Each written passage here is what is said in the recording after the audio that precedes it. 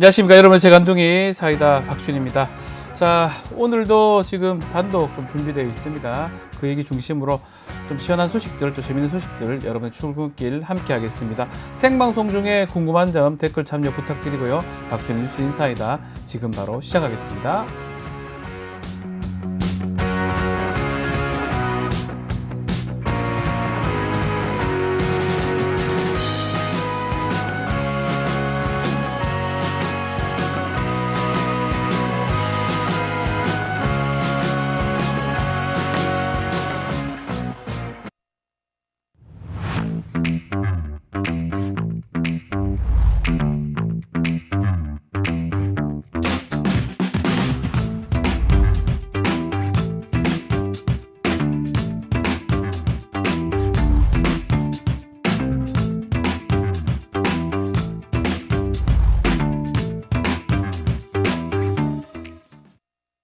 뉴스토마토가 어느덧 50만 구독자를 돌파했습니다. 진심으로 감사의 말씀 드립니다. 50만 달성했으니까 곧 70만, 80만, 100만까지 힘차게 나아갈 수 있도록 많은 분들의 응원 부탁드립니다. 10월 19일에는요 뉴스토마토가 구독자 50만 기념 공개 방송을 진행하는데요. 박지훈 변호사와 저 김진애 만날 수 있습니다. 같이 사진 찍어드릴게요. 많은 분들께서 좀 찾아주십사 부탁드리고 소문도 좀 팍팍 내주시길 바라겠습니다.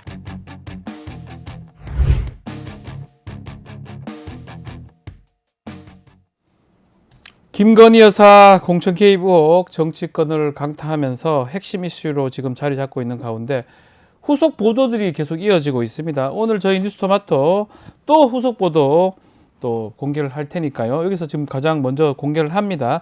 박형광 기자와 함께 이야기 나눠보겠습니다. 기자님 안녕하십니까? 네, 안녕하십니까? 자, 오늘 보도 지금 뉴스토마토 통해서 보도가 되긴 했는데요. 윤석열 대통령 또 김건희 여사가 지난 22대 국회 총선 과정에서 명태균 씨로부터 협박을 받은 정황, 요게 포착이 됐는데 일단은 해당 정황이 담긴 녹음 파일을 먼저 좀 들어보고 박형광 기자하고 이야기를 다시 이어가겠습니다.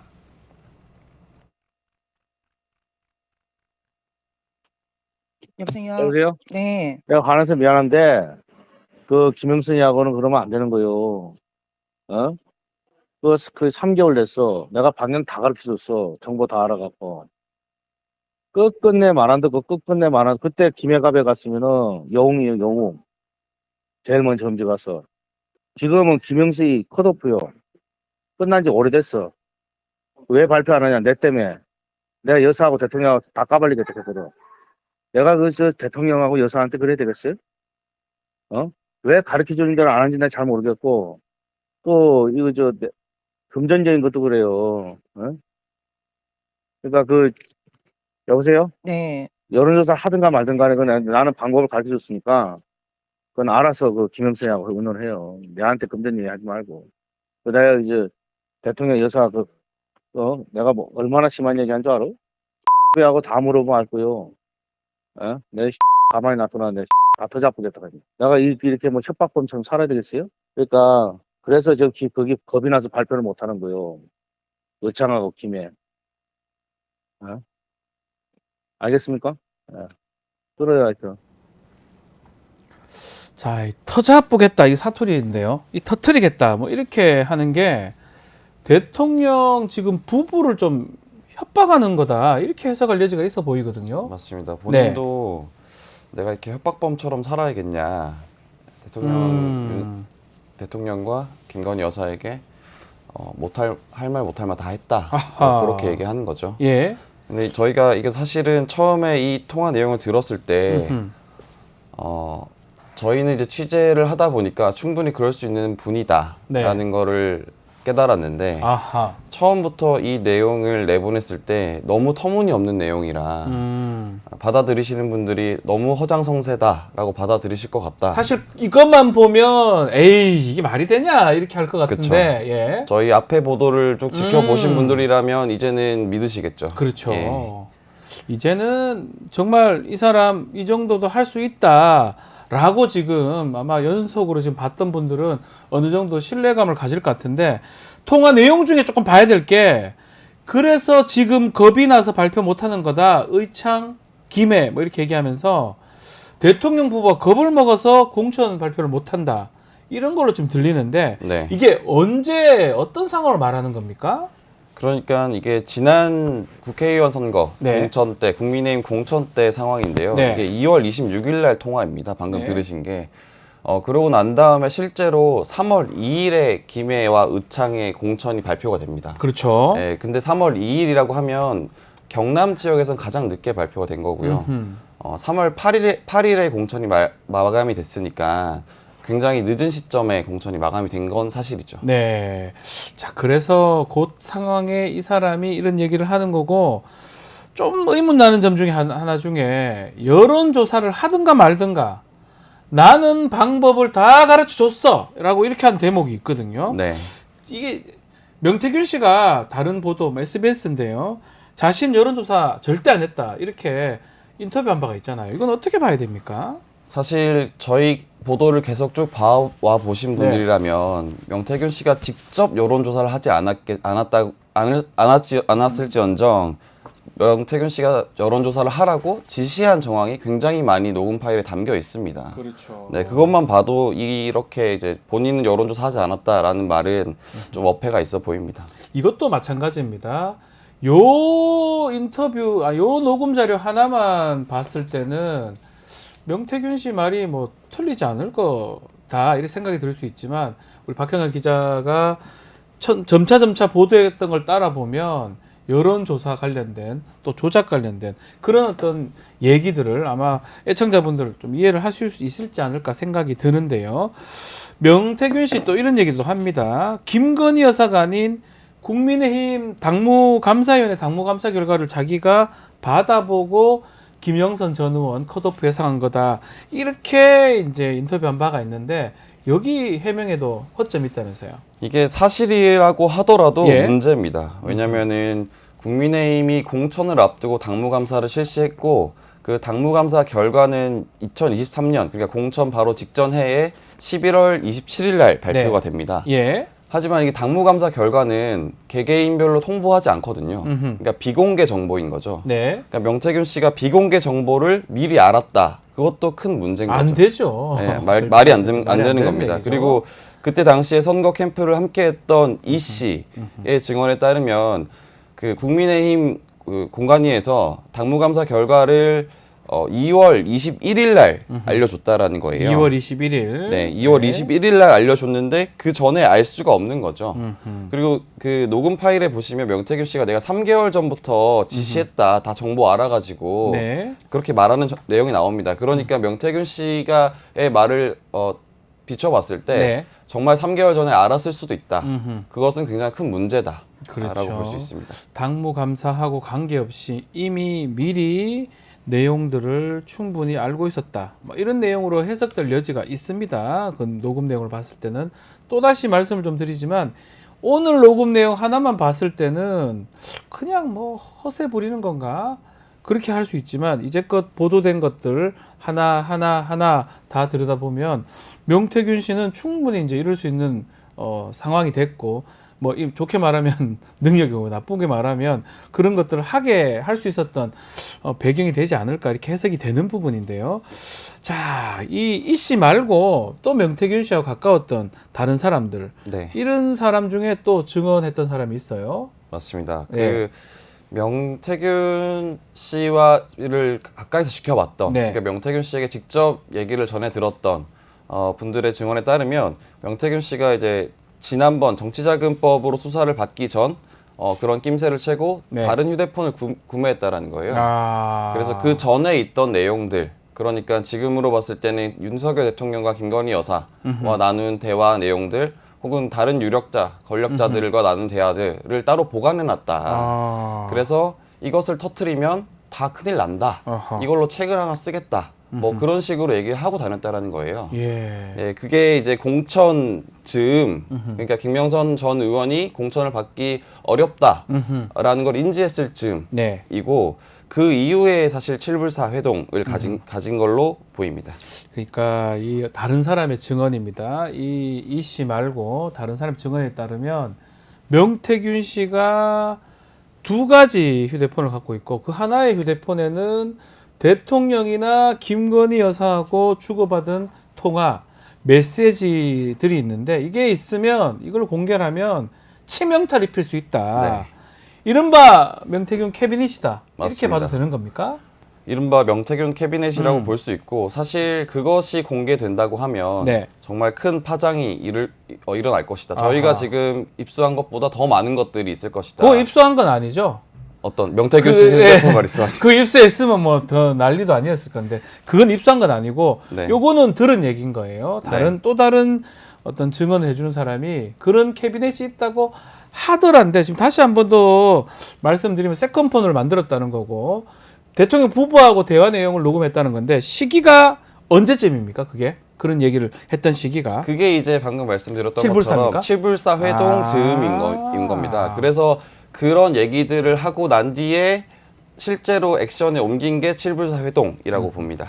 그러니까 이제 칠불사 회동 뭐 보도를 계속 해드렸지만 칠불사 회동에서 김건희 여사 등의 어떤 폭로 그걸 하면서 개혁신당에서 좀 뭔가 비례대표라든지 받으려고 하는 게 이미 보도가 됐던 부분 아니겠습니까? 맞습니다. 그 무렵부터는 좀 돌아서려고 했었고 또 다른 데는 내가 휴대전화 하나 더 있다. 세컨드 있으니까 요걸로 어떻게 할 수 있다. 이런 얘기를 그 무렵에 했다는 거네요. 맞습니다. 네. 자, 또 뭐 증언에 따르면 김건희 여사 일정에도 명태균 씨가 관여가 돼 있다. 이런 얘기가 있는데 이건 어떤 겁니까? 사실 저희가 좀 정황적으로 확인된 것은 이제 김건희 여사가 2022년 예. 6월 13일입니다. 6월 13일이면 취임 바로 직후 네. 봉하마을에 내려가서 전 노무현 전 대통령의 그 묘역에 참배를 하는 예. 그런 일정을 소화하는 그 일정이 있었습니다. 예. 그때 고속철도를 타고 내려갔는데 그 고속철도 안에 명태균 씨가 있었다라는 겁니다. 철도 안에 명태균 씨 같이 타고 갔다고요? 예, 예. 그냥 우연찮게 아니면 뭔가 뭐 우연찮게 할 수도 있지만 뭐가 납득하기 좀 어렵네요. 사실 거기에는 이제 민간인이 따로 동석을 한다라는 것은 쉽지 않은 일이죠. 안 되죠. 네. 예. 그러니까 일단은 취재된 바에 따르면 봉하마을에 갈 때 명태균 씨가 같이 고속 철도에 동행을 했다. 요 말도 있다고 하고요. 김건희 여사가 이처럼 좀 명태균 씨한테 많이 의지가 있는 겁니까? 좀 그렇게 보이죠, 사실. 예, 저희도 명태균 씨를 취재하면 취재할수록 상당히 뭐랄까 좀 호불호가 갈리는 좀 그런 사람인 것 같습니다. 그러니까 굉장히 네.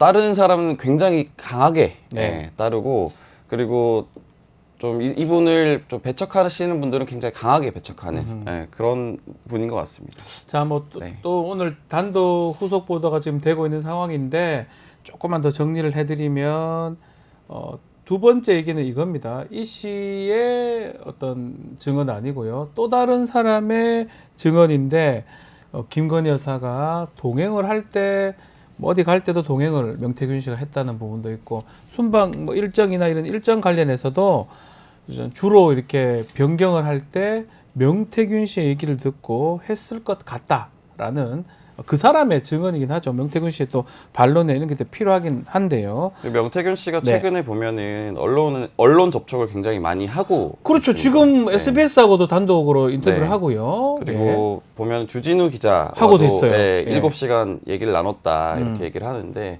사실 명태균 씨의 어떤 얘기들이 나올 때마다 저희가 느끼는 것은 이분 굉장히 앞뒤가 다르신 분인 것 같다. 어떤 예를 들어서 의미입니까? 쉽게 말해서 그런 겁니다. 본인은 욕을 하지 않는다.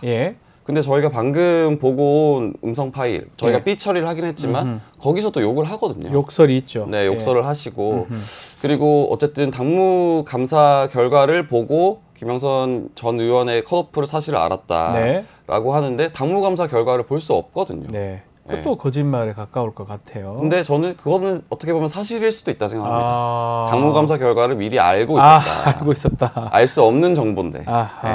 잘못된 어떤 얘기일 수도 있다라고 네. 생각이 듭니다.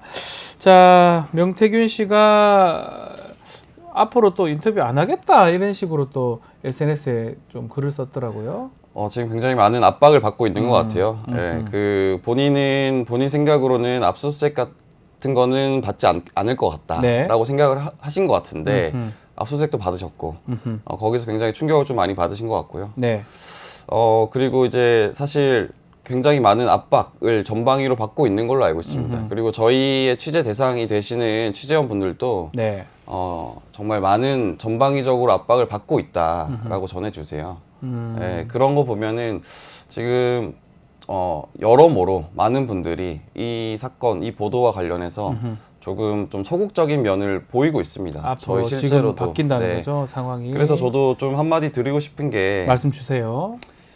저희는 정말 공익을 위해서 보도를 이어나가고 있고 그렇죠. 네. 그런 보도를 이어나가기 위해서는 많은 분들이 용기를 좀 내주시면 좋을 것 같다. 그리고 사실 뭐 이런 표현이 어떨지 모르겠지만 이미 뚝은 조금씩 무너지고 있다. 그러니까 나중에 가서 역사에 어떤 부끄럽지 않은 사람이 됐으면 좋겠다. 그렇게 그런 말씀을 좀 드리고 많은 분들이 다시 용기를 좀 내주셨으면 좋겠습니다. 박형광 기자님이 아마 던지는 메시지로 보이고 그 우리 ABCD E 씨 네. 국감 출석은 하시는 거죠?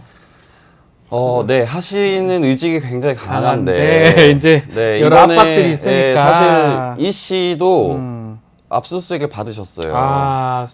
검찰 조사, 막 경찰에 압수수색 받았군요. 예, 그래서 저희도 사실 제가 기자 입장에서도 저희의 취재원인데 저희는 취재원 보호가 제일 1원칙인데 그런 취재원이 어떤 힘든 일을 당하고 있으니 저희도 좀 난감하기도 하고 좀 마음이 좋지 않습니다, 사실. 예. 그래서 하여튼 어쨌든 간에 조사를 받는다면 받는 입장에서 매우 부담스럽고요. 국감은 다음 주 월요일부터 이제 시작되는데 뭐 그때까지 뭐 댓글에도 그런 것들 많이 나와요. 이씨 신변 보호 잘해줘야 된다. 그 신변 보호는 어떤 의미가 다 포함되어 있냐면 그 사람의 뭐 어떤 그 몸적인 것도 있죠. 정신적인 것도 있는 거거든요. 그렇습니다. 갑자기 바꿀 수 있는 거예요. 네, 맞습니다. 힘들면 나 압수수색 받는데 내 이러다가 구속되겠다. 아니면 부담스러우면 안 가는 거잖아요. 네, 그래서 사실 시민 여러분들께서 많은 관심을 좀 더 기울여 주셔야 된다. 네, 그런 말씀 좀 드립니다. 마지막으로 혹시나 명태균 씨나 대통령실 뭐 어떤 반론이나 입장 같은 거 있습니까? 사실 명태균 씨는 제가 어떤 입장을 여쭤보면 항상 답은 주셨어요. 근데 이번에는 딱 입장을 받는 그 시기가 압수수색이랑 겹쳐서 따로 연락을 받진 못했고요. 그리고 대통령실도 항상 똑같이 한 번도 한 번도 입장을 제대로 내준 적은 없습니다. 네, 입장을 기다리고 있습니다. 사실. 첫 번째 보도했을 때 한 몇 시간 지나서 공천 개입했으면 됐겠지. 하면 이런 엉뚱한 좀 답변 말고는 이제껏 한 번도 답변이 없었어요. 첫 답변이 이제 공천 개입이라고 하면 그것이 실행됐어야 되는데 왜 안 됐었냐? 공천 받지 못했기 때문에 공천 우리 개입이 보도랑 아니다. 다른 얘기잖아요. 우리가 공천 개입했는데 다만 저희가 다음 보도에서 네. 실제로 성공한 공천 개입 의혹을 보도했죠.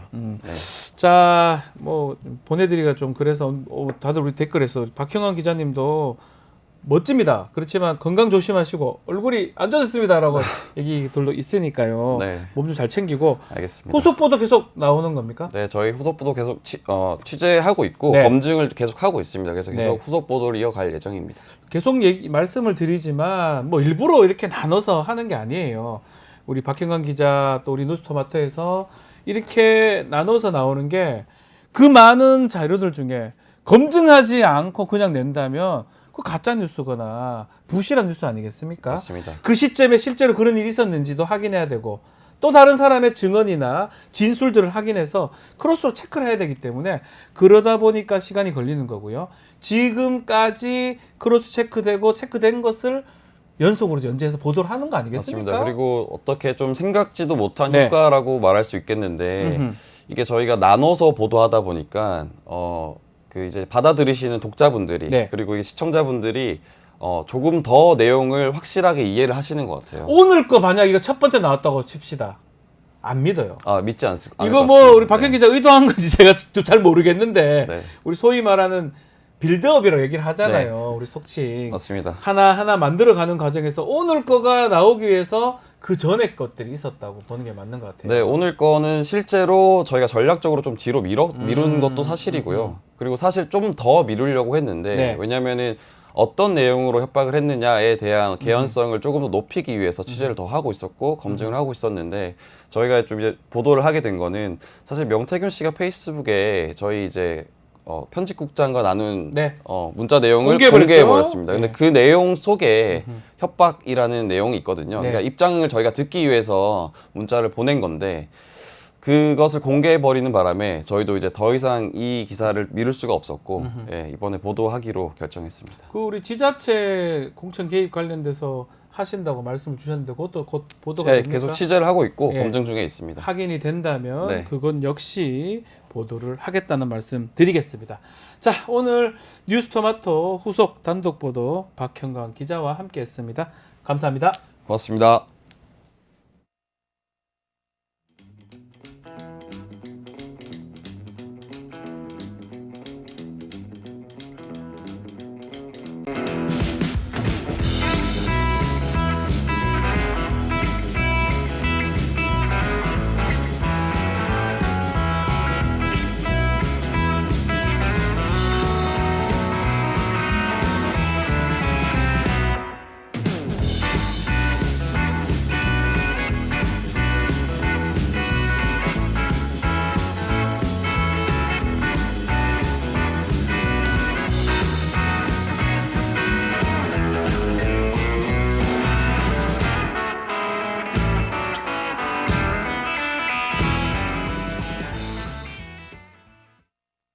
리서치 혜테크 아직 시작 안 하셨나요?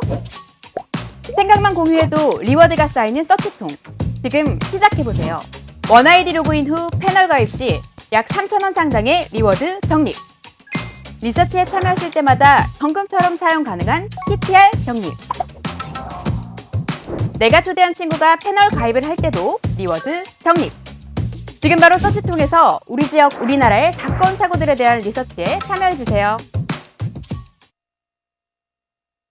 조용할 없는 언론, 정치권 속에서 열불난 여러분들을 위해서 꼭 필요한 분입니다. 속사포처럼 빠르지만 시원하고 통쾌한 말씀 기대해 보겠습니다. 술린 남자 최진봉 교수와 함께하겠습니다. 안녕하십니까? 안녕하십니까? 자, 뉴스토마 단독 보도. 네, 지금 단독 보도. 박형광 기자. 누군지 아시죠? 박형광이가. 그렇게 쉽게 박형광이 이렇게 하지 마십시오. 제자인데요? 아니 선 교수가 제자를 부를 때 제자입니다. 박형광이라고 부르지 그럼. 우리 최진봉 교수님 제자입니다. 방금 제가 가르쳤습니다. 헤어지면서 수고했다 이렇게 말씀을 또 하셨습니다. 자, 박형광 기자가 아주 책임감도 있고요. 또 언론의 기본에 이제 충실해서 하나하나 검증되는 것만 이렇게 보도를 하는 것 같습니다. 네. 그 스승으로서 잘 가르친 거죠. 잘 가르쳐 주신 것 같습니다. 그러니까요. 네. 위험한 거 하지 말고. 위험해도 해도 되는데 검증을 해야 되는 당연히 팩트 체크가 중요하다. 언론은 네. 기자는 특히 뭐 이렇게 평론가나 이런 사람들은 뭐 얘기할 수 있지만 네. 기자는 항상 팩트 체크하고 정의를 위해서 싸워라. 네. 늘 우리가 그렇게 가르쳤어요. 자, 오늘 단독 보도의 핵심은 두 가지라고 보면 될 것 같습니다. 김건희 여사 대통령, 윤석열 대통령을 명태균 씨가 아주 협박하면서 겁을 줄 수 있었던 상황이고, 또 그리고 개인 휴대폰 2개를 하나 더 세컨드 만들어서 그 안에는 엄청난 내용들이 담겨져 있고, 또 김건희 여사 일정이나 이런 것들 다 명태균 씨가 상당히 수정도 하고 보고도 받고 같이 가기도 하고 요 내용들이 좀 포함이 됐습니다. 그거는 결국은 예전에 우리가 봤던 최순실의 행태하고 거의 비슷하지 않습니까? 유사하죠. 그러니까 국정농단이라고 얘기했던 부분들이 명태균 씨에 의해서 이루어진 게 아닌가 하는 의심이 강하게 드는 부분이잖아요. 지금 말씀하신 것처럼 휴대전화의 모든 통화 내용, 그다음에 뭐 문자 내용 다 저장해 놨다잖아요. 혹시나 어떤 상황이 되면 다 뿌잡고 뭐라 그랬지 아까? 터잡부겠다. 터잡부겠다. 사투리인데 터트려버리겠다. 터트려버리겠다. 이런 의도로 갖고 있는 거잖아요. 그러니까 그걸로 협박을 하는 거죠, 사실은. 그러니 대통령이나 물론 이제 모르겠어요. 이게 사실 그쪽에서도 부인하겠지. 허세일 수 있어요. 근데 오늘 또 박형광 기자하고 그 얘기를 계속했지만 오늘 이게 바로 첫 번째로 나갔다 그러면 에이, 혼자서 허세 부리네, 허풍 치네 이렇게 얘기하지만 그 전에 것들을 우리가 이게 후속 또 연재해서 보도하고 있잖아요. 맞아요. 보는 사람 입장에서는 명태균 씨 충분히 그러도 남을 것 그럴 수 같다는 있다고 생각이 들거든요. 보여지는 거죠. 예. 그러니까 정황상 보면 그럴 예. 가능성이 높아지는 건데 대통령이나 대통령 부인을 이런 걸 가지고 예를 들면 녹취록 네. 그다음에 뭐 전화 문자한 거 이런 거 가지고서 협박을 하면서 본인의 이익을 챙겼다는 거 아닙니까? 네. 그럼 국정농단이죠. 그렇죠. 아무런 권한도 없고 그냥 사인이자 일반인. 일반인이 예. 국정에 연관돼서 뭔가 압박을 하고 본인의 이익을 위해서 누군가를 이용해 먹었다고 하면 그 자체가 국정농단이고요. 일정이나 이런 것까지 조율하고 예를 들면 이렇게 네. 이렇게 하라고까지 했다면 그건 국정농단이죠. 그건 뭐 탄핵 돼야 될 이유라고밖에 볼 수 없어요. 그게 최순실 사실이라면 사건하고 거의 뭐 유사한 똑같아요. 거잖아요. 지금 말씀하신 것처럼 예. 지금 그 내용이 최순실이 가장 큰 문제가 뭐였습니까 당시에 연설문 고치고 그렇죠. 일정 관리하고 그리고 자기가 중간에 끼어가지고 딸 뭐 예를 들면 또 자기 뭐 관련된 사람들 이익 챙겨주고 이런 일을 했다는 게 문제 아닙니까? 네. 그래가지고 탄핵을 당한 거잖아요. 예. 그게 국민들의 감정선을 자극을 해가지고 결국 그렇게 많은 사람들이 그 추운 겨울에 길거리에 나와서 탄핵을 외쳤고 그래서 탄핵이 이루어진 거 아닙니까? 네. 근데 지금 상황이 사실이라고 하면 그 상황과 거의 비슷한 상황, 유사한 상황이에요. 그리고 이것뿐만 있습니까 지금? 아직 뭔 보도할 게 너무 많이 많아요. 남았어요. 그리고 제가 볼 때 여기서 네. 그냥 이제 박형원 기자가 처음 보도했지만 이와 관련된 게 또 추가적으로 보도가 될 거예요. 맞습니다. 또 취재가 될 거고 예. 다른 언론사들도 취재하지 않겠어요? 그럼 더 많은 것들이 나올 수 있기 때문에 제가 볼 때는 이 건 그리고 뭐 지금 최근에 이거 말고도 주가 조작 관련해서 JTBC도 보도를 계속 하고 예. 있고 또 김대남 씨 관련해서 여러 가지 서울의 얘기가 또 속에서 보도를 하고 그렇기 있죠. 때문에 네. 이거는요 총체적으로 난국입니다. 난국. 네. 그 박형 기자 그 얘기를 하더라고요. 이게 교수님한테 이제 배우는 건지 모르겠지만 최지문 교수님한테 네. 이 말씀에 따르면 우리는 단초를 열어주면 다 맞아요. 같이 가야 된다 언론이. 맞아요. 그러면 우리 혼자 당연히 쭉 가는 건 의미가 없다. 그건 의미 없어요. 우리가 이 정도 가면 예컨대 지금 SBS, 한겨레, 경향, 같이 뭐 JTBC 등등 오마이. 다 같이 오마이 다 다 같이 가야 가고 돼요. 있잖아요. 네, 맞아요. 특히 레거스 미디어가 달라붙어 줘야 되는 거 아니에요? 당연하죠. 그걸 가르쳐 주는 그럼 겁니까? 가르쳐줬죠. 왜냐하면 잘 키웠네요. 이슈를 던져놓으면 예, 그 예. 이슈는 국민들에게 관심이 많은 거잖아요. 네. 관심이 많은 이슈에 대해서는 언론사들이 취재를 들어갈 수밖에 없어요. 그러니까요. 그리고 일단 박형원 기자가 루트를 알려준 거잖아. 누가 어떤 예를 들면 명태균 씨가 이런 걸 갖고 있는 것을 네. 보인다라고 하는 기사를 써놓으면 그와 관련된 추가적 취재가 계속 들어갈 수밖에 없어요. 그리고 이 내용을 알고 있는 사람들이 언론사에 제보를 또 하겠죠. 네. 그러니까 중요한 건 처음 누가 이 보도를 하느냐예요. 그렇죠. 그게 단초가 되면 관련된 언론사들은 다 따라붙어서 보도를 하게 돼 있습니다. 그러니까 너무 빨리 나가도 안 되는 거죠. 안 돼, 안 돼요. 너무 그러면 빨리 나가도 큰일 안 나요. 되는 거죠. 그러면 예. 이제 다 손절하고 예. 대통령실이나 이런 데서 가짜 뉴스다 뭐 이러면서 계속 공격을 해야 되잖아요. 그러니까. 그리고 막 압수수색 들어오고 예. 이러면 다른 언론사에 따라붙지 않아요. 예. 자기들도 피해를 당할까 봐. 그러니까 같이 보조를 맞춰서 가야만 막을 수가 없게 만드는 거예요. 그러니까 윤석열 대통령실이나 윤석열 정부가 한 언론사만 외롭게 싸우잖아요. 그럼 네. 그냥 검찰 권력을 이용해서 짓밟아 버리려고 한단 말이에요. 그걸 막기 위해서는 실제로 그런 경우 봤고요. 우리가. 많이 있었죠. 예. 그러니까 언론사들이 함께 힘을 합쳐서 스크램을 짜고 나가줘야 그걸 못해요.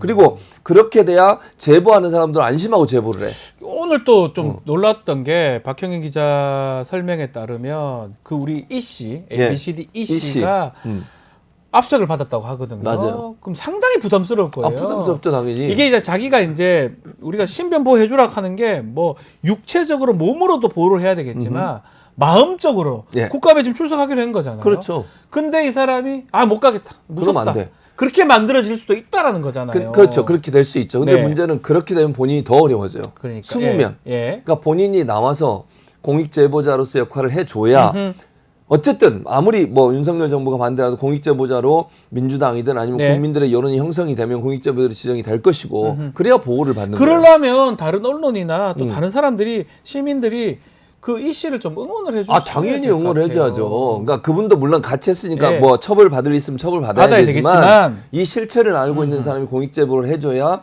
비리가 드러날 수 있는 맞습니다. 거잖아요. 그래서 국민적 여망과 지지도 있어야 되고요.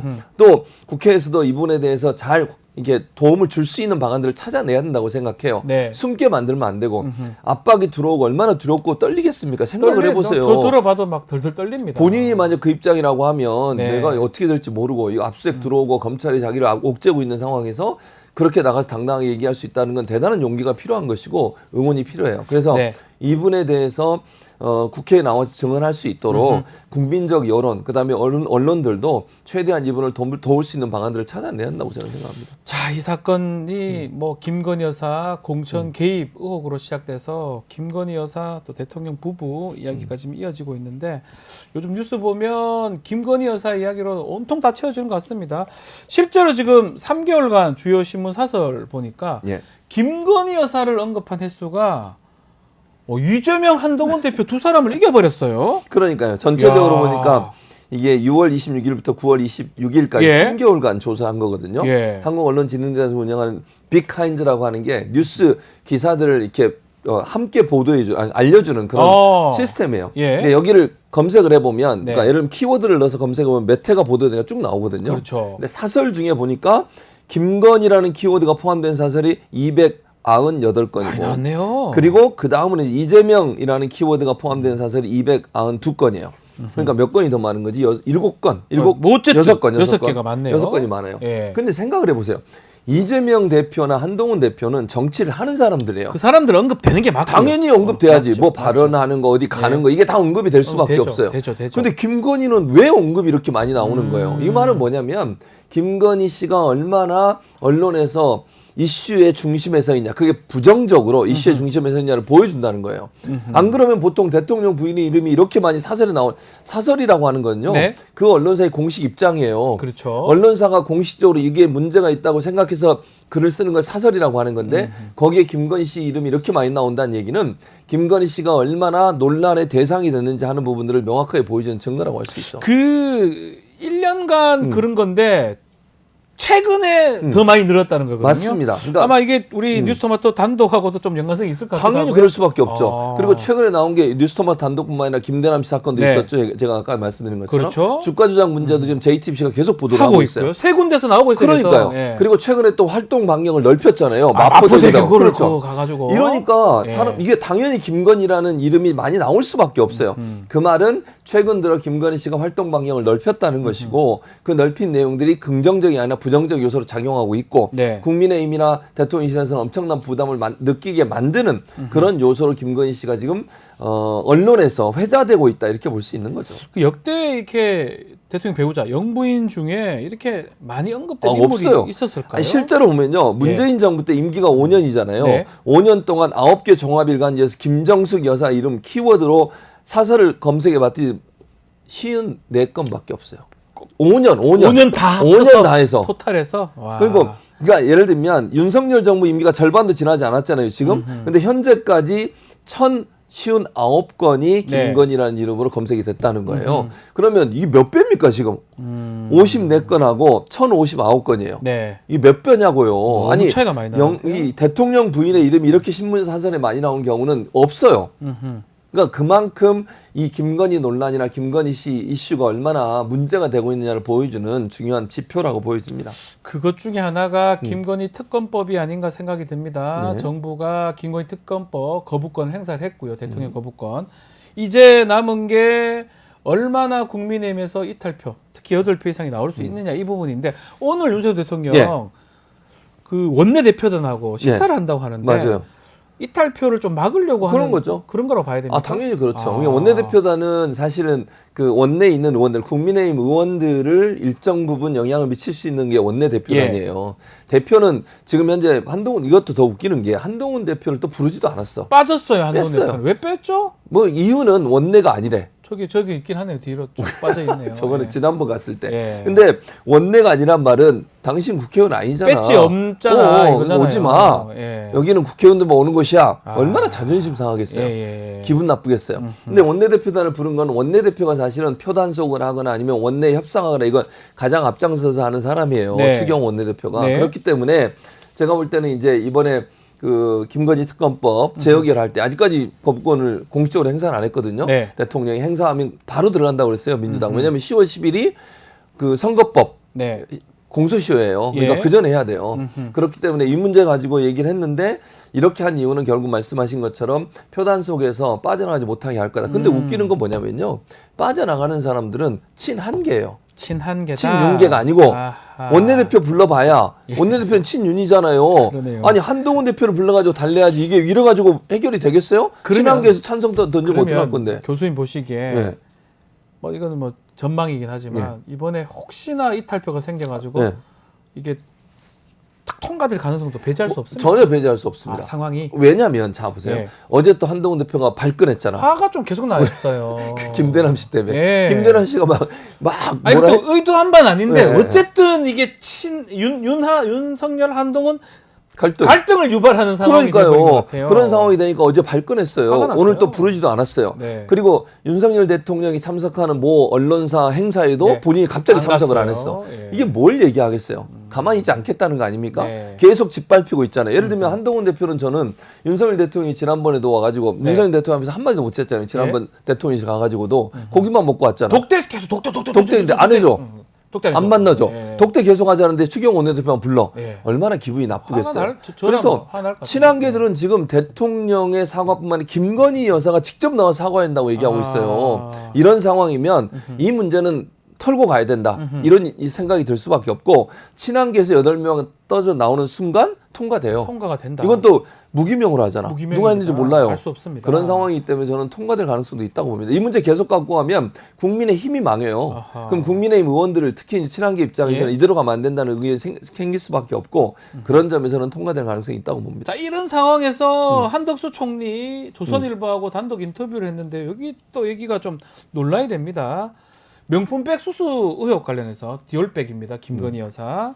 대통령이 뭐 사과했으니까 그 정도면 국민들이 좀 이해해줘야 된다. 이런 내용의 얘기를 했어요. 아니 이 사람은 죄송합니다. 아니, 이 사람이라니요. 이 총리분은 참 웃는 얼굴도 참 웃음이 나와요 지금. 네? 아니 국무총리라는 분이 예. 윤석열 대통령이 사과를 어떻게 했는데요? 제대로 뭘 사과했어요? 아니 박절하지 못해서 받았다고 해서 그게 사과입니까? 아니 그리고 이게 사과라고 보이지 않아요 저는. 그렇죠. 그리고 나서 뭐라 그랬어요? 공작이란 표현까지 안 네. 썼지만 그때도 뭐라 그랬으면 몰래 들고 와서 녹화한 거 그걸 또 문제 삼았잖아요. 네, 그렇죠. 그리고 실제적으로 이 문제도 무혐의 처리하고 아무 문제 없는 것처럼 처리하고 있는 상황이잖아요. 네. 검찰도 그렇게 하고 있고. 그리고 명시적으로 묵시적으로 그럼 본인이 직접 죄송합니다, 미안합니다 얘기한 적 없어요. 네. 대통령은. 예. 그리고 저는 대통령만 김건희 씨가 직접 나와서 사과한다고 저는 생각해. 그러지 않습니까? 본인이 잘못한 일이잖아요. 예. 본인이 사과도 안 하고 있는데 대통령이 사과했으니 이 정도면 국민이 이해 뭘 이해해요? 화나게 만드는데. 아니 권익위, 검찰 다 문제 없음으로 처리하고 있는데 이게 화가 날 일 아닙니까? 네. 아니 그걸 누가 다 그러면 물론 뭐 우리는 알 수 없지만 대통령이 압박을 했는지 안 했는지 알 수 없지만 누가 봐도 이거는 봐주기 수사를 하는 거 있는 걸로 보이잖아요. 근데 뭘 사과를 해? 아니 뭘 사과를 했다고 얘기를 하고 있고 우리가 그걸 다 이해해 줘 한다고 얘기를 하는 겁니까 대체? 자, 알겠습니다. 오늘 또 화가 나잖아요, 지금. 났네요. 화가 나셨습니다. 이야기 좀 해보겠습니다. 지난 20일입니다. 전국 비상 시국회의 프란치스코 회관에서 1,500인 시국선언 기자회견을 열었는데 원래는 한국프레스센터 여기 근처 있죠. 여기서 열라고 했는데 한국언론진행재단이 대관을 전날 취소해서 장소가 바뀐 거라면서요. 네, 바뀌었어요. 근데 이것도 웃기는 게 참 이해하기 그 전까지는 아무 문제 없었어요. 예. 그러니까 이게 갑자기 바뀌게 됐는데 이유가 뭐 정치적인 행사였다는 거예요. 예. 무슨 이게 정치적? 그러니까 뭐 예를 들면 시국선언을 하는 게 정치적이라고 볼 수도 있겠죠. 만약에. 근데 그 전에는 그럼 시국선언을 하는 게 없었냐? 예전에 있었어요. 네. 프레스센터에서. 그리고 프레스센터라고 하는 것이 단순히 언론과 관련된 부분만 하는 게 아니고 대관 업무를 통해서 자기들이 이제 운영하는 운영비도 거기서 보충을 하고 이런 역할을 하는 거거든요. 그럼 처음부터 안 된다고 얘기하든지 처음에는 허가해준다고 얘기해서 다 얘기가 진행되고 있다가 갑자기 그런 거예요. 예. 그러니까 그러니까 또 이유를 처음 받은 행사 계획서엔 자세한 내용이 없어서 그랬대. 그러면 시국 선언이라고 하는 내용만 봐도 누가 봐도 이거는 알겠죠. 정치적인 내용이 있을 수밖에 없는 거잖아요. 예. 근데 이제 와서 이거를 이렇게 한 것은 결국은 지금 이사장이 누군지 아시잖아요. 김효재예요. 김효재. 김효재 씨. 예전에 이 사람이 또 그 의원도 했을 뿐만 아니라 국회의원 되고 홍보 수석인가 했었죠. 하고, 이명박 정부 때. 그리고 방통위원도 했었어요. 직무대행도 했어요. 그런 사람이 이사장 가가지고 이런 행동이 일어난 게 아닌가 하는 생각이 든다는 그렇게 거예요. 해석이 되고 이해가 된다는 거 아니겠습니까? 맞아요. 보니까 윤석열 정부 들어서서 기자회견장 그 대관 취소 내역 보니까 촛불 중공생 시민연대 기자회견 2건 하고 맞아요. 또 이태원 참사 시민 대책회의 발족 기자회견 네. 이런 것들을 취소를 했더라고요. 그러니까요. 그러니까 정치적 행사라고 네. 해서 이렇게 하는데 이게 정치적 행사라는 이유가 아니고 제가 볼 때는 정권의 비판적인 걸 못하게 하는 거예요. 예. 실제 김재원 의원실에서 분석해 보니까 박근혜 정부 중 2014년 이후에 정치 행사는 총 40건이 허용이 됐고요. 정치 행사는 취소성 행사는 8건으로 나타났어요. 문재인 정부 때는요. 정치 행사 27건이 허용이 됐고요. 네. 그리고 윤석열 정부 들어서도 정치 행사 10건이 이미 허용이 됐었어요. 다 됐었는데. 근데 윤석열 정권에 대한 비판적 입장을 내는 것에 대해서만 못하게 하는 거잖아요. 윤석열 정부에 대한 비판적 행사로 보이는 것만 못하게 한다니까요? 지금 취소를 하고 못하게 하고 네. 이런 부분들이 보입니다. 언론진흥재단은 뭐 누가 그게 이사장으로 있든지 간에 중립을 좀 당연히 지켜야 되는 거 중립을 아닙니까? 지켜야죠. 아니 언론진흥재단은 언론을 진흥하기 위해서 그 예산도 지원하고 이런 곳이에요. 네. 문제가 되는 게 뭐냐면 이렇게 편향적인 사람이 이사장으로 앉아 있게 되면 예를 들면 정부 광고도 여기서 집행하거든요. 언론진흥재단에서. 예. 그러면 조중동이나 이런 보수 언론에 더 많이 지급을 하고 예컨대 또는 뭐 한겨레나 경향처럼 이렇게 진보적 성향을 보이는 언론사들은 적게 지급하고 이런 일이 벌어질 수밖에 없어요. 그렇죠. 언론은 중립이 중요한 거 아니에요. 그 언론을 지원하는 재단이라는 곳에서 중립적이거나 공정하지 않게 되면 편파적인 어떤 결정이 나올 수밖에 없고 보수적 언론사에게도 이익을 주는 그런 행태로 갈 수밖에 없는 구조인 거죠. 자, 이야기 마지막으로 좀 해보겠습니다. 자, 유희림 방송통신심의위원장 지난 30일 날 민원사주 의혹 핵심 당사자죠. 예. 청문회가 열렸는데 안 나왔습니다. 참 어처구니가 없는 거예요. 국회를 무시하고요. 국민을 무시하는 거예요. 아니, 본인 청문회잖아요. 그러니까 본인 청문회인데 본인이 안 나와. 밑에 부하들 나와서 뭐라고 합니까? 아 그러니까요. 아니 본인이 문제의 근본인 근원인데 이상하네. 본인은 안 나오고 밑에 사람들 내보내가지고 적당히 때우려고 하는 시도라고밖에 안 보이는 것이고요. 유일인 방심위원장 지금 뭐 아시잖아요. MBC 18건 심의가 제재 당했거든요. 예. 법정 제재. 예. 법원에 가서 다 MBC가 승소했어요. 졌죠. 가처분 처분해서. 방심에 다 져버렸어요. 방심위가 다 졌어요. 그것 때문에 방통위 예산이 지금 거덜나게 생겼어. 특히 그 법적 대응 예산이 있잖아요. 소송 그 예산이 소송 비용이 다 써가지고 이제는 기름값 갖다가 쓰고 있다잖아요. 그러니까요. 아니, 그러니까 이런 일을 왜 하냐고요. 누가 봐도 뻔하게 패소할 거 거의 확실해. 왜냐하면 언론의 자유를 보장해야 되잖아요. 그러니까요. 아니 언론이 비판적 입장에서 기사를 쓰는 걸 가지고 심의를 해가지고 그걸 제재해버리면 언론이 어떻게 비판적 입장을 낼 수 있겠어요. 그건 당연한 걸 했는데 그걸 문제 삼아서 제재를 하고 그것 때문에 법정에 가게 되고 그래서 결국 국가 예산이 낭비가 되고 아니, 이런 일을 하고 여기 있잖아요. 이 청문회는 나와야 되는데 그거 당연히 나와야지. 여기는 안 나오고 본인이 기자회견을 전날 공지를 해가지고 뭐 하는 거예요, 자기가. 이 사람이 진짜 알겠습니다. 국민을 뭘로 보는 거야, 진짜. 너무 화내지 마시고요. 네, 알겠습니다. 그래요. 유일인 방송통신위원장 소식을 그래서 마지막으로 하나 더 얘기하면 말씀 주십시오. 그래서 네. 유일인 방심위원장이 안 나와가지고 원래는 방통위 방심이 이렇게 같이 해요 보통. 네. 그래서 과방위에서 결정을 했습니다. 네. 방심위만 따로 하겠다. 날짜 하루 떼가지고 나올 때까지 한다. 잘하고 있습니다. 잘하는 겁니까? 잘하고 있는 거죠. 나오세요. 본인 얘기잖아. 밑에 국장이나 뭐 이런 사람들이 뭘 알아요? 뭘 알아요? 그 할 말도 사람들이. 없을 거예요, 나와서. 본인이 나와서 얘기를 해야 될 거 아니에요. 당연합니다. 수사도 하고 있다는데. 자, 오늘 말씀은 여기까지 듣겠습니다. 최지봉 교수와 함께했습니다. 감사합니다. 감사합니다. 고맙습니다.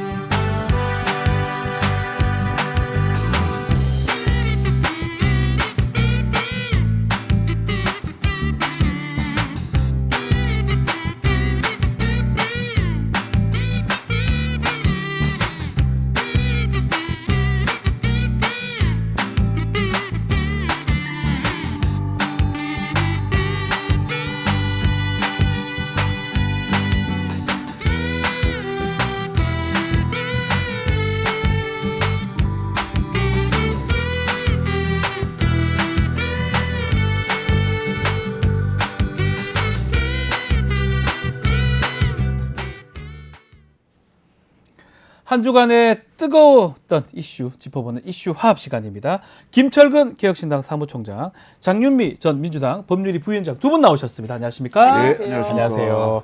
자, 이제 수요일 이슈 화합 우리 장윤미 위원장하고 같이 하겠는데 인사 한번 해주십시오. 제가 뉴스토마토에선 그전에는 이제 간헐적으로 인사드릴 기회가 있었는데 이제 오늘부터 이렇게 함께 돼서 불러주셔서 너무 감사하고 또 요즘 대단히 의미 있는 반향성 있는 이런 기사나 이런 녹취 이런 게 정말 이게 공개되고 있는 플랫폼이어서 더 제가 합류하게 된 게 영광입니다. 아유, 감사드리고요.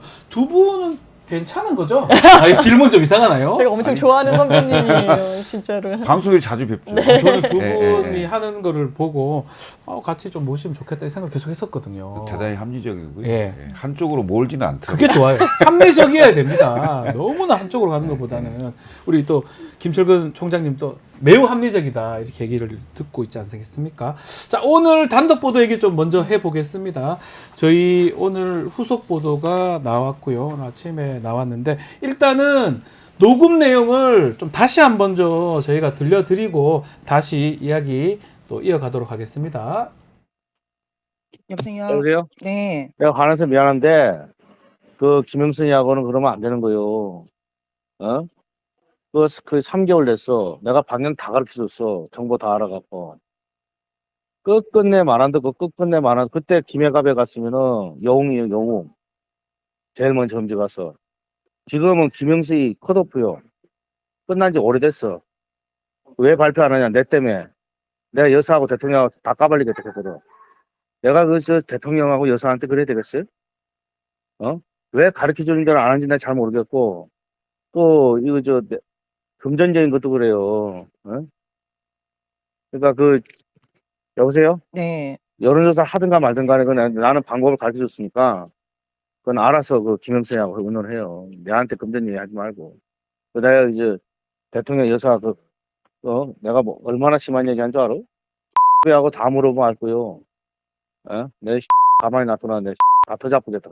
내가 이렇게 뭐 협박범처럼 살아야 되겠어요? 그러니까 그래서 거기 겁이 나서 발표를 못 하는 거요. 의창하고 김해. 알겠습니까? 들어요, 하여튼. 자, 터잡고 이 사투리죠. 터트린다. 그러면서 이 명태균 씨가 대통령 부부를 협박한다 뭐 이런 얘기도 있어요. 아십니까 혹시 명태균 씨? 알죠. 아시군요. 네. 이게 가능한 얘기입니까? 어떻게 보십니까? 진짜 허세라고 보기에는 네 어떻게 들으셨습니까? 사실 여부가 좀 판단이 좀 잘 안 되는 거예요. 요거는 뭐 사실 왜냐하면 이제 본인의 주장이니까. 예, 요거는 그렇죠. 예. 그 명태균 씨가 이 씨하고 통화한 것 중에 이 씨라는 게 명태균 씨랑 한 10년 정도 같이 일을 해왔던 사이고. 그다음에 김영선 전 의원의 보좌관인가 비서관 보좌관을 했던 사람 분이고 회계 책임자였고 매우 중요한 사람인 거 맞아요. 근데 지금은 사이가 다 틀어져서 그러니까 녹음 자료가 나온 거죠. 검찰 수사를 받고 있는 상황이잖아요. 어제 이제 같이. 압수수색까지 했던 상황이어서 저렇게 얘기했던 게 그때 당시에 명의 어떤 자기를 좀 과시하기 위해서 세게 한 얘긴지 사실관계가 정확치 않으니까 예를 들면 이런 상황에서 뭐 김건희 여사의 목소리가 나와서 뭐 그런 얘기들이 증명이 된다면 이건 엄청난 일이 되겠지만 이 지금 주장만 가지고 얘기를 끌어가기가 쉬워 보이진 않습니다. 아직까지는 그런데 지금 녹음 내용 들어보면 뭐 협박 얘기도 나오지만 이런 얘기도 나와요. 여론조사 내가 하든가 말든가 방법 다 가르쳐줬는데 뭐 이런 등등의 얘기까지 다 같이 나옵니다. 같이 한번 말씀 주십시오. 저는 일단 허세인 측면이 있다라고 봐요. 과장된 측면도 있지만 이게 혼용이 돼 있는 것 같습니다. 팩트와 아닌 게. 왜 그러냐면요. 이 사람이 이런 식으로 진단을 하는 거예요. 김영선이 지금 컷오프 됐어. 그래서 지금 뭐 김해를 간다고 해요. 본인 일단 그러니까 김해를 가려고 뭐 했는데 안 됐다는 거예요. 그 통화의 시점이 2월 말이에요. 그리고 그걸 때문에 내가 김건희 여사와 굉장히 내가 다 까발리겠다고 이야기까지 했다. 그래서 지금 발표 못 하고 있는 거잖아. 실제로 그 시점엔 발표가 안 됐어요.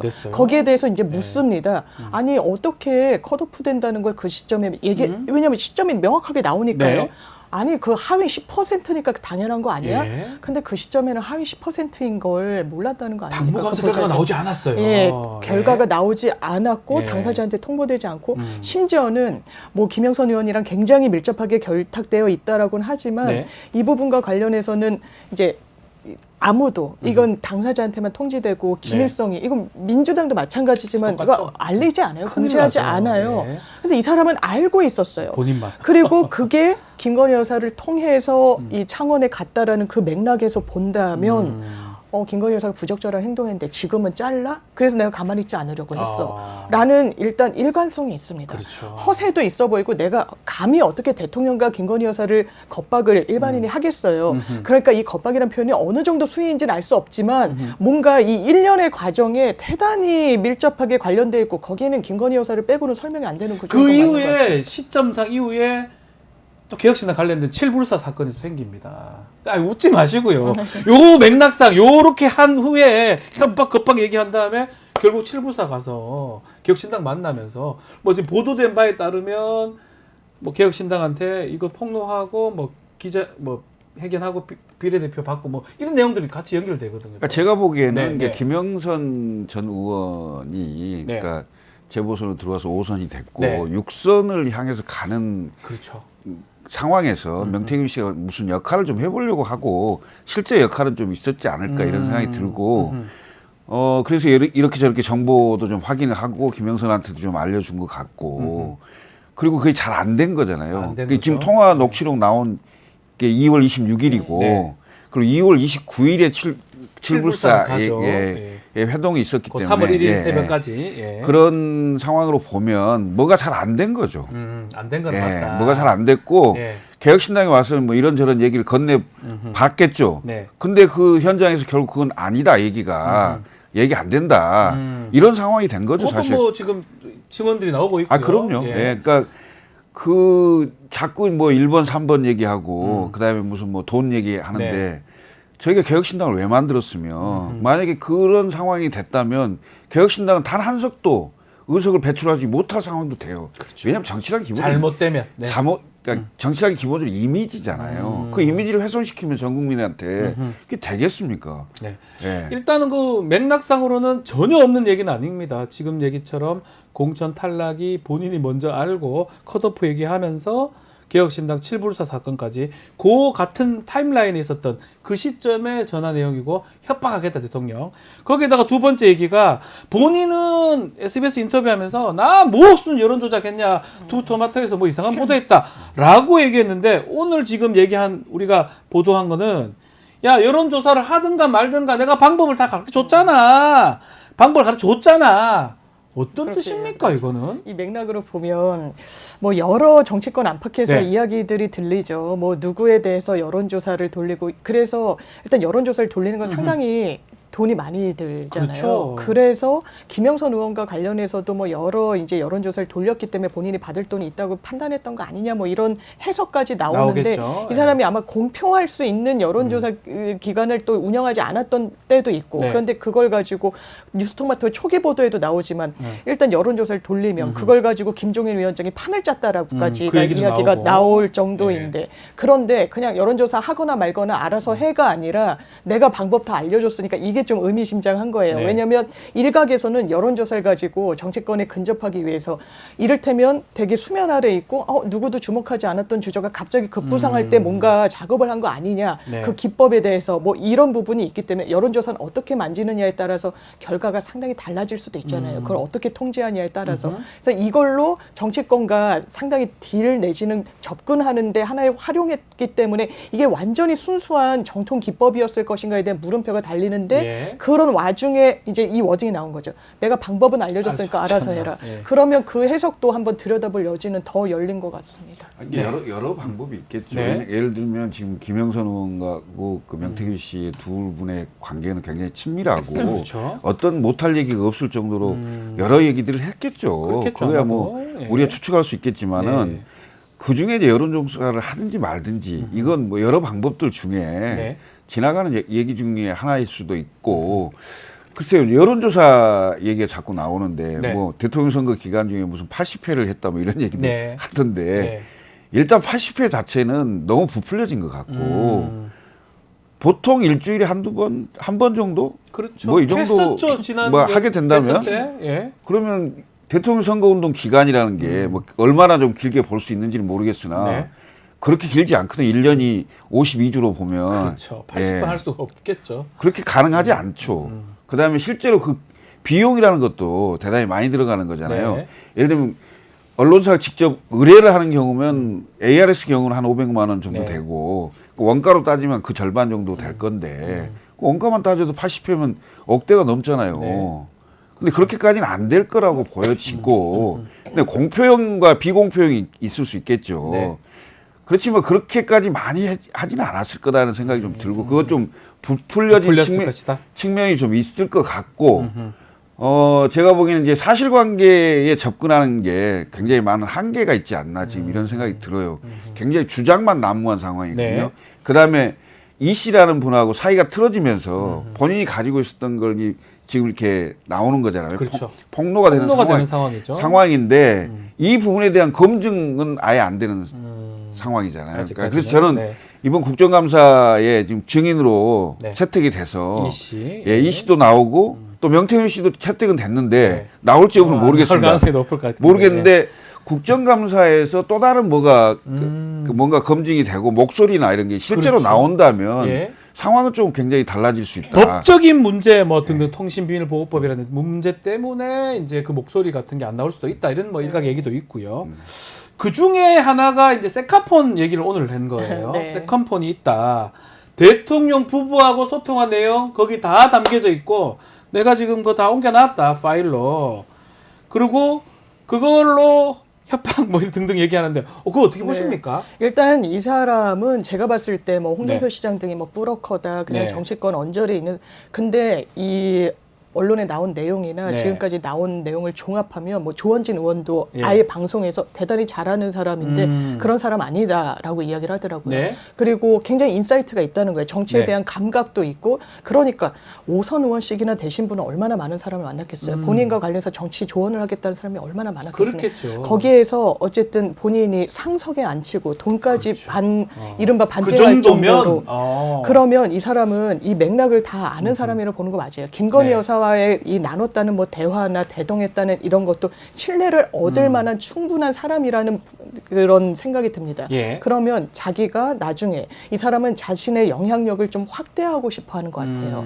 뭐 돈도 하나의 동인이겠지만 움직이는 이 동선을 보면 내가 이 내 영향력을 좀 널리 퍼치기 위해서는 어떤 수단을 갖고 있어야 되는가. 이것보다 더 확실한 게 김건희 여사와의 나눈 메시지, 심지어 본인은 텔레메시지는 있다라고 인정을 했잖아요. 그리고 통화는 없겠습니까? 그런 게 이른바 담보가 될 수 있겠구나. 정치적 담보. 그러면 이걸 잘 보관을 해야 되겠죠. 지금 저는 이 최순실 씨의 태블릿 PC처럼 지금 압수수색이 단행됐지 않습니까? 압수수색은 기본적으로 휴대전화는 기본적으로 가져가는 겁니다. 거기에서 이 사람이 그걸 예상하고 다른 세컨폰에 옮겨놨을 가능성도 있겠지만 저는 그것이 수면 위로 당연히 오를 거라고 생각하고 이게 진짜 이 정부의 스포킹건이 되지 않을까 싶습니다. 그런데 이제 이게 문제는 뭐냐면 이것도 모 관계자의 증언이야. 증언이에요. 그 명 씨의 주장을 어떤 사람이 듣고 그렇죠. 전언이에요. 그렇게 나오기 때문에 아주 두 번을 넘어가야 돼요. 그런 이 상황, 증언 확인, 명시 확인 뭐 이렇게 하는 이런 상황이라 이걸 가지고 예를 들면 바로 김건희 여사나 대통령을 공격하는데 주요한 주요타로 활용될 수 있을 거냐? 이건 굉장히 많은 검증이 필요하죠. 그렇죠. 왜냐하면 이건 대단히 큰 사건으로 변화할 수 있는 상황의 것이기 때문에 그렇습니다. 근데 이걸 막 무턱대고 막 그렇게 몰아간다고 해서 될 일은 아니다. 그렇다고 해서 제가 뭐 김건희 여사나 아니면 명태균 씨나 윤석열 정부를 단 일도 저는 두둔할 생각도 없습니다. 사실관계 그대로 얘기를 좀 우리가 냉정하게 볼 필요가 있다. 이 말씀을 드리는 겁니다. 대통령실에서 솔직히 답이 없거든요. 저는 좀 그 부분이 좀 어색한 게 최초 보도 때 잠깐 답변한 바가 있고요. 그것도 뭐 정확한 답변이보다는 개입한 바가 없고 공천되지 않았다. 이런 내용만 답변을 했고 그 이후에 지금 2탄, 3탄, 4탄까지 오늘 계속 보도가 되고 있는데 오히려 이준석 의원은 다 답을 하고 있어요. 나름 사실관계 확인해주고 SNS 통해서 대통령실을 왜 답을 하지 않는 거죠? 전 답해야 된다고 생각합니다. 답을 해야 된다고 저도 보거든요. 답해야 된다고 생각하는데 그 어떤 방향으로 튈지를 잘 파악을 못하고 있는 게 아닌가 이런 생각이 좀 들고요. 그렇지만 국민들은 엄청나게 궁금해하고 왜 이런 일이 왜 자꾸 이런 보도가 이거에 대해서 당연히 저는 답할 의무가 있다고 생각합니다. 그러니까요. 기면기다 아니면 아니다. 가짜뉴스다. 과장이다. 허위다. 당연히요. 얘기를 해야지. 당연히 말을 해야 되는데 왜 못할까요? 참고로 천공 예전에 관저에 출입했다는 뉴스토마토 보도 때 바로 고발이 됐어요. 형사 고발된 상황인데 이거는 뉴스토마토 저희가 보도했던 부분 천공이 아니었죠. 나중에 아니라고 지금 밝혀지고 있죠. 백재권 씨인가요? 같이 소연남 사람 그분으로 보이는 그때는 아주 즉각 반응이 나왔는데 지금은 네 번째 지금 다섯 번째 보도를 해도 별다른 반응이 없습니다. 왜냐하면 저는 개인적으로 사실에 기반한 보도고 본인들이 왜냐하면 체험자는 본인들이잖아요. 너무 잘 알지 않을까요? 이것을 그럼 고발한다. 어떻게 됩니까? 명예훼손으로 문제 삼겠다라고 하면 사실인지 아닌지부터 이제 들여다보는 거예요. 거기에 대해서 답변할 수 있을까요? 명확하게 아니다라고 얘기하기 어려우니까 법적 조치를 선제적으로 못하는 거 아니겠습니까? 왜냐하면 이게 또 대비가 되는 과거의 선례가 있잖아요. 뉴스토마토 매체에서 보도했던 부분에 대해서 그렇게 적극적으로 했었는데 이 부분은 완전히 톤다운이 된 상황을 뭐라고 해석할 수 있겠습니까? 이건 팩트임을 사실상 이 부답으로서 긍정하고 있는 거 아닌가 이런 생각 들죠. 긍정하는 거라 해석할 여지가 있다. 지금이라도 전 답변이 좀 필요하지 않을까 이렇게 생각을 해봅니다. 자, 또 다른 얘기 좀 해보겠습니다. 이재명 대표 지금 선거법 위반 또 있었고요. 위증교사죄도 있었습니다. 최근에 위증교사죄 관련해서 징역 3년이 이제 구형이 됐습니다. 검찰 구형. 어떻게 보셨습니까? 무슨 선거법도 그렇고. 그 2년이 구형됐고요. 위증교사도 그렇고 2년, 3년씩 최고형으로 그 구형이 됐는데 저는 역풍이 상당히 우려됩니다. 오히려. 검찰이 이재명 대표에 대해서 고의로 최고형을 구형하고 있지 않나. 그리고 이걸 법원에 그냥 던지는 건데 판사들이 화날 것 같아요. 오히려 이 장난하나? 그리고 뭐 무슨 괘씸죄로 이렇게 보내나? 선거법 2년은요 엄청나게 중형이거든요. 100만 원 이상이면 직이 날아가는 거예요. 예를 들면 2년이 아니고 한 300만 원이나 500만 원을 구형하잖아요. 판사가 엄청나게 고민했을 거예요. 오히려. 왜? 정당한 구형으로 보이거든. 근데 2년 구형은 그러니까요. 국민의 법 감정상 검찰이 이건 너무했다. 이게 말이 안 된다. 이렇게 판단할 우려가 크고요. 그럼 담당 판사가 봤을 때 책임을 나한테 지라고? 이렇게 생각할 거 아니에요. 그렇죠. 오히려 제가 보기에는 검찰의 이 구형은 역풍을 맞을 가능성이 크다. 이렇게 보여져요. 구형이 세긴 셉니다. 저도 공직선거법 사건을 많이 봤는데 이렇게 치령을 특히 2년, 최상한이 2년인데 구형하는 경우가 참 많지 않거든요. 그러니까 검찰 역풍 받을 거란 말씀에 저는 대단히 공감하는데 일단 김건희 여사에 대해서는 어떻게 합니까? 살아있는 권력에 대해서는 면죄부를 주지 못해서 안달이 났어요. 그런데 현미경을 들이대다 못해 최상한선 물론 그 요건에 충족하면 최상한선 구형표에 할 수 있습니다. 할 수 있죠. 그러면 그 요건이 대법원 양형기준표에 어떻게 돼 있냐면요. 이 사람의 위증으로 인해서 판결 결과가 바뀌거나 하는 그런 영향까지 미쳤어야 돼요. 그 당시에 많은 사람들이 이야기하지 않는 부분 중에 하나가 이재명 대표가 그 당시에 무죄를 받았습니다. 그 판결문을 보면 이 김진성 씨의 증언이 영향을 미쳤다는 게 단 한 글자도 들어가 있지 않아요. 본인들이 판사 마음속에 들어갔으니까 어떻게 그게 영향을 미쳤다고 단정합니까? 영향을 그리고 안 미쳤다고 확실하게 말씀드릴 수 있는 게 그때 무죄를 받은 건 그거예요. 근데 과거에 검사 사칭 관련해 가지고 연루가 됐다는 걸로 벌금형을 받았습니다. 경기도지사 선거를 하는데 그 당시에 사칭을 한 건 KBS PD였고 나 옆에 있다가 좀 억울하게 연루가 돼가지고 누명을 썼다라고 이야기했어요. 재판부 이거 허위사실 공표 아니다 무죄. 왜? 의견 표명으로 본 거예요. 증언의 내용이 1도 영향을 미치지 않았습니다. 이게 가중 요소입니까 아닙니까? 오히려 영향을 미치지 않은 건 감경 요소로 돼 있어요. 그리고 교사를 한 부분과 관련해서 지휘자를 교사하면 가중 요소입니다. 네. 김진성 씨는 어떻게 증언할지 알 수 없는 사람이에요. 우호적인지 적대적인지 오히려 적대적인 사람이죠. 반대 진영의 비서였던 사람이니까요. 네. 이걸 통제할 수 없습니다. 그러니까 기억나는 대로 해달라 이런 부분인데 피해 지휘자에 대한 이런 교사라는 이유로 가중 요건을 다 끌어모아서 사실상 법리적으로 보면은 엄밀하게 봤을 때 전혀 해당하지 않는데 이거 정치입니까 수사입니까 이게 정당한 구형입니까? 검찰은 진짜 반성해야 됩니다. 나중에 이제 결과가 나옵니다. 이것도 11월 15일 선고일지 잡혀 있는데 11월 달에 이제 두 가지 사건의 결과가 나올 건데 이 결과에 따라서 이재명 대표나 뭐 민주당 상황 어떻게 될까요?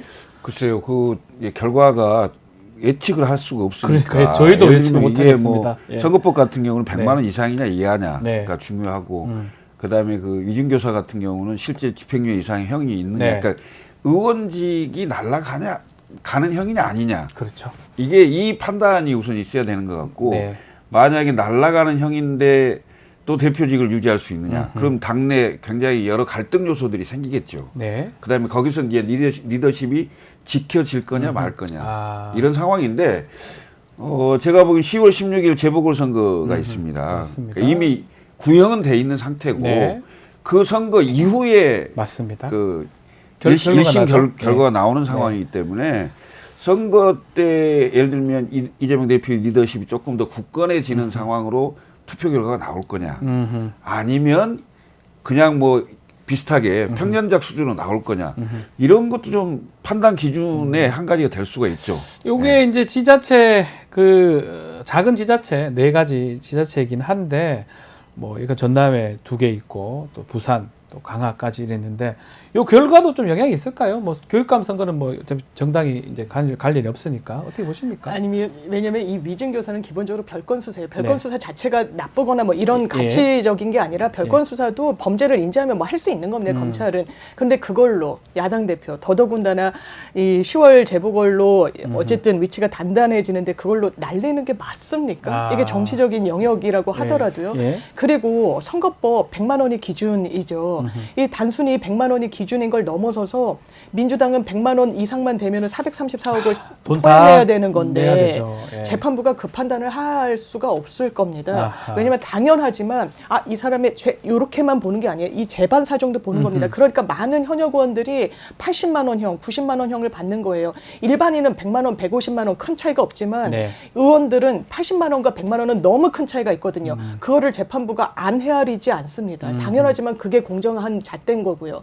그렇기 때문에 이 부분은 저는 둘 다 무죄라고 하지만 설사 선거법 만약에 무죄가 아니라고 하더라도 이거는 100만 원을 100m로 나올 것이다. 예상을 하는 건다. 알겠습니다. 자, 지금 또 국회 상황 중에 뭐 다음 주 국감도 있지만 지금 이번 주는 재표결 관련해서 그 김건희 여사 특검법 아니면 최상병 특검법 요거를 10월 10일 이전에 우원식 의장은 본회의에서 표결에 붙일 것이다 얘기가 좀 있었는데 왜 10월 10일인지도 좀 말씀해 주셔야 될 것 같고 붙이면 이게 통과가 될 수 있을지 이른바 이탈표가 나올 수 있을지까지 한번 짚어주십시오. 10월 10일이 그러니까 4월 10일이 총선일이었습니다. 그 공소시효가 6개월이거든요. 선거법은. 그래서 10월 10일이 선거법 공소시효 때문에 기소 여부를 다 판단합니다. 그 전에 10월 10일 이전에 그러니까 8일 아닌 9일 사이에 전부 기소할 거냐 아닐 거냐. 그리고 여의도는 지금 굉장히 흉흉합니다. 뭐 민주당 의원이 24명이다 뭐 이런 얘기까지 돌 정도니까 명단도 돌아다니고 그래요. 그런 상황이고 그럼 반대로 국민의힘 의원들은 몇 명일 거냐. 그럼 최소 절반 이상은 될 거다. 그다음에 비율로 따지거든요. 보통. 지역구 당선자 비율로 따지게 된단 말이죠. 그러니까 지금 민주당이 170석이지만 실제 지역구는 훨씬 많거든요. 한 150대 한 80 정도 될 거예요. 거의 2배 정도 차이 나는 정도 될 건데 그런 상황이면 국민의힘이 10명이 약간 넘을 수 있고 민주당이 지금 한 20명 넘을 수 있는 그런 상황 30여 명 가까이가 기소가 될 가능성이 있거든요. 그렇죠. 그런데 기소되면 기소가 되고 나서 투표를 하는 게 더 유리할 거냐. 기소 전에 투표를 하는 게 더 유리할 거냐. 이런 판단을 하겠죠. 그래서 국회의장이 그래서 10월 10일 얘기를 하는 겁니다. 근데 제가 보기에는 기소 이후에 하는 게 오히려 편할 수 있죠. 기소 어차피 기소 결과 다 나왔는데. 예, 투표 결과로. 네. 근데 국민의힘은 그 전에 하는 게 낫겠죠. 예. 왜냐하면 그걸로 어떤 좀 옥죄는 부분이 있을 수 있으니 표를 단속할 수 있겠죠. 예.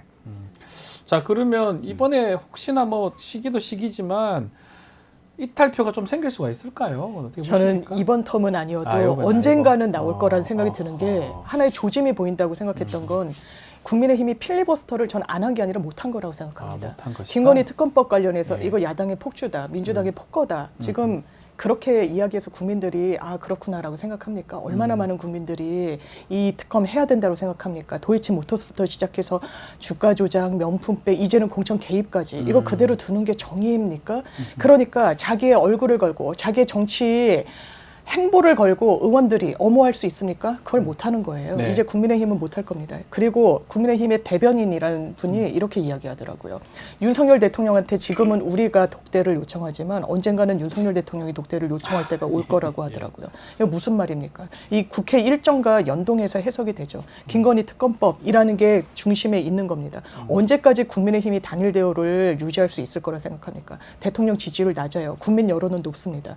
저는 국민의힘 의원분들 도 국민 보고 정치하시는 분들이라고 생각합니다. 방향은 다르지만 그 방향성은 다르지만 지금 수렴되는 지점은 있죠. 김건희 여사 특검법에 대해서는 수용하는 게 전 정답입니다. 그건 네. 여야를 떠나서 그렇습니다. 언제까지 국민의 힘이 그거를 방어막을 쳐줄 수 있겠습니까? 저는 그 균열의 조짐이 이미 시작됐고 언젠가는 이탈표 8표 무기명 투표할 때 안 나올까요?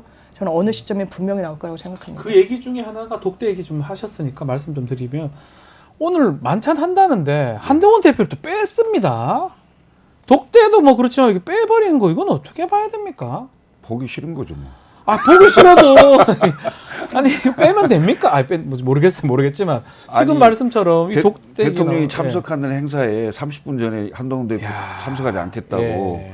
그렇기도 하고 예. 그 양측의 신경전이 대단히 지금 센데요. 어찌 보면 그 여권 내부의 권력 투쟁이거든요. 네. 근데 윤석열 대통령이 다른 건 몰라도 권력 투쟁은 잘합니다. 아. 예. 한동훈 대표의 고립무원 상태가 되는 거예요. 점점. 네. 통상적인 그 관계로 보면 대통령이 여당 대표가 딱 당선이 되잖아요. 네. 그러면 그 대통령실에 불러서 오찬 또는 만찬을 하면서 그렇죠. 사전이든 사후든 한 20분에서 30분 정도 그냥 잠깐 보는 게 독대잖아요. 네, 만나서 사전 얘기를 좀 하고 하잖아요. 그다음에 공개된 자리에서 꼭 이 말을 합니다. 한동훈 대표를 중심으로 당을 잘 이끌어 달라. 네. 이 멘트를 반드시 모든 대통령이 다 했어요. 여당 대표를 중심으로 잘 이끌어 달라. 네. 그 얘기를 했는데 한마디도 안 했어요. 네. 그리고 지난 전당대회 때 한번 봐보세요. 김건희 여사 문자를 가지고 그거에 진위 논란과 왜 그랬냐 어쩌냐 그걸로 결국 전당대회가 끝났어요. 네, 맞습니다. 그다음에 한동훈은 대표가 되려고 하는 기자회견에 제3자 특검을 들고 나왔어요. 그리고 지금 2달이 넘었거든요. 한동훈 대표 지금 여당 대표한 지 2달이 넘었는데 한동훈 대표의 정치력은 전혀 보여지지 않습니다. 내공이 없습니다. 그리고 한동훈은 초등학생도 아니고 초등학생들처럼 왜 나 좀 따로 안 만나줘요? 만나주세요. 대통령한테 나 미워하지 마세요. 왜 나를 공개적으로 미워하십니까? 이렇게 얘기하고 있는 그런 거예요. 네. 더군다나 여야 의정을 하겠다 해서 뭔가를 하려고 했잖아요. 정부에서는 야 정치권은 빠져. 우리가 직접 할 거야. 이렇게 또 방향이 바뀌어져 가는 거고. 네. 제가 보기에는 거의 고립무원 상태인데 선거가 있는 상황에서 예를 들면 재보궐선거 있잖아요. 이번 4개 있긴 하지만 재보궐선거에서 한동훈 대표가 선거를 지휘했는데 압도적으로 이긴다. 아 그러면 여권 내에서 한동훈 대표가 필요하죠. 왜? 선거에 이기니까. 이길 수 있으니까. 그런데 대통령 지지율 떨어져. 당 지지율 떨어져. 한동훈 대표 지지율 떨어져. 뭐 기대할 수 있는 게 없잖아요. 더군다나 한동훈 대표가 무슨 자리를 많이 나눠줄 수 있는 것도 없어요. 네. 그다음에 지역구 예산 갖다 줄 수 있는 것도 없어요. 한동훈 대표가 정치력을 발휘할 수 있는 유일한 것은 사실상 민심을 등에 업는 건데 그렇죠. 예. 그마저도 윤석열 대통령이 두려워서 각을 못 찌는 거예요. 엉거주춤 하는 거예요. 예. 한동훈 대표의 어떤 결심이 필요하다 이렇게 보시는 거군요. 윤석열 대통령 입장에서는 임기가 너무 많이 남아있기 때문에 배려하거나 네. 눈을 열어주거나 예. 해봐라 하거나 이럴 건 별로 없을 거로 보여요. 오히려 직할통치할 가능성이 있죠. 지금 오늘 만찬이 그걸 한 단면을 보여주는 겁니다. 네. 원내를 직접 관장하려고 하는 그런 모습을 보이는 거죠. 사실. 알겠습니다. 자, 오늘 시간이 다 돼서 여기서 마무리를 좀 하겠습니다. 김철근, 장윤미 두 분 함께 했습니다. 감사합니다. 고맙습니다. 자, 방송 마치기 전에 이벤트 하나 공지해 드리겠습니다. 50만 달성 기념 공개 방송 진행을 합니다. 자, 나누고 싶은 분들은 신청 부탁드립니다. 지금 화면에 나온 QR코드로 신청하시거나 채팅창 커뮤니티 공지글에 안내된 링크 신청해 주시면 됩니다. 더불어 50만 기념 굿즈가 출시가 됐으니까요. 태그된 굿즈 눌러보시면 구매가 가능하고 많은 관심 부탁드리겠습니다. 뉴스 인사 프라임 잠시 뒤 진행이 되니까요. 많은 회원 가입 좀 부탁드리고요. 자, 좀 이따가 뵙겠습니다.